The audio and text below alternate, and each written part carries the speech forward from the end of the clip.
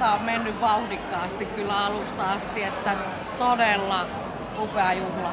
On toki niin, että suunnittelijan niin kuin työstä hyvin merkittävä osa on,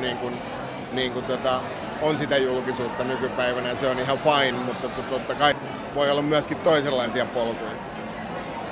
Mieluummin pysyn kulisseissa siellä tehtaan perimmäisessä nurkassa. Jännitys alkaa laueta ja olo rentoutua, että eiköhän tästä kohta lähdetä nukkumaan. Pohjalaiset juhlat järjestetään täällä Helsingissä. No, ei ehkä nyt silti, toivottavasti. Hirveän hyvä tunnelma, on ollut tosi hauskaa. Ja mua jännitti alussa ihan hirveästi se oma juttu, niin sitten se on tietysti siitä alusta jäi mieleen. Mutta tosi hienoja tekijöitä ja upeita tuotteita Suomessa tehdään.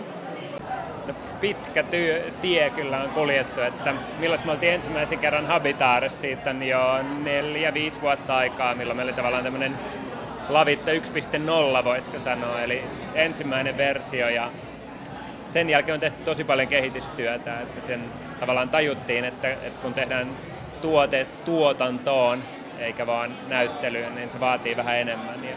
On otettu todella hyvin vastaan, että mielenkiintoista aina odottaa uusia messuja, että ketä uusia asiakkuuksia sieltä voisi löytyä, niin mielenkiintoista nähdä, että miten sitten esimerkiksi nyt kun mennään syksyllä Lontoon messuille, että minkälainen vastaanotto tulee olemaan siellä. Meillä on ollut tällainen kantava teema kuin muotoilu kautta maailmalle ja nyt ollaan ottamassa niin kuin ensimmäisiä askeleita siinä ja nähtäisiin sitten tämä suunnittelutoimiston niin kuin osana sitä kokonaishommaa, että tehdään myös suunnittelutöitä ulkomailla, kansainvälistä suunnittelua.